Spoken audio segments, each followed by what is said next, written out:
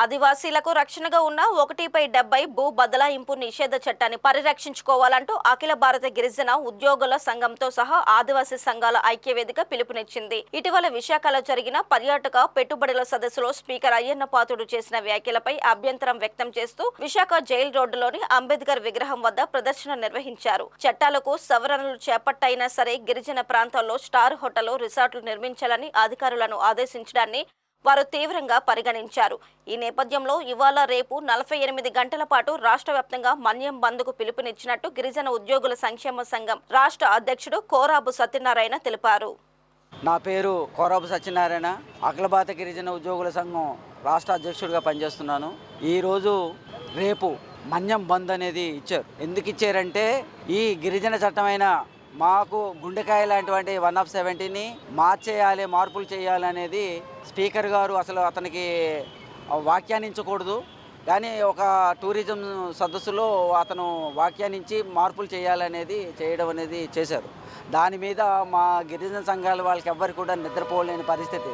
ఎందుకంటే ఇప్పటికే ఈ చట్టాలు ఉన్నా, రాజ్యాంగం ఉన్నా, మొత్తంగా ఏజెన్సీ ప్రాంతం అంతా కూడా కొంతమంది వ్యక్తులు మొత్తంగా ఆక్రమించుకోవడానికి ప్రయత్నం చేస్తున్నారు. ఇది చట్టబద్ధత కల్పిస్తే ఏ అదానీ వచ్చి ఆక్రమించుకుంటాడో, ఏ అంబానీ వచ్చి ఆక్రమించుకుంటాడో, ఎవరు ఆక్రమించుకుంటారో ఇప్పుడు లేని చిన్న చిన్న వాళ్ళనే మేమేం చేయలేని పరిస్థితి.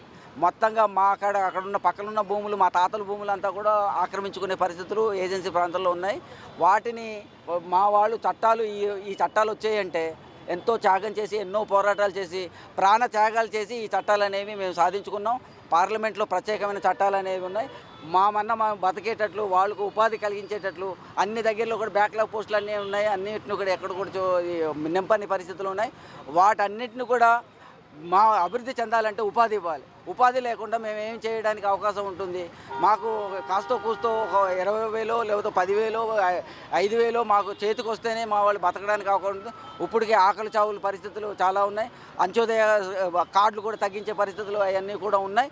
వీటన్నిటిని కూడా మా మంత్రులు, మా గిరిజన ఎమ్మెల్యేలు బాగా గట్టిగా వీటి మీద స్పందించాలని, అలాగే అసెంబ్లీలో కానీ అలాగే పార్లమెంట్లో కానీ మన గిరిజనుల చట్టాలకి ఏ విధమైన తీవ్రమైన ఇబ్బందులు కలిపితే వాటన్నిటికీ ఎదుర్కొనేటట్లు మేము అంతా చేయాలని, వాళ్ళందరికీ కూడా మేము ప్రజానీకంగా, గిరిజన ప్రజానీకంగా, ఆదివాసీలుగా, ఉద్యోగులుగా మేము కూడా అందరికీ మద్దతు ఇవ్వడం అనేది చేస్తున్నారు.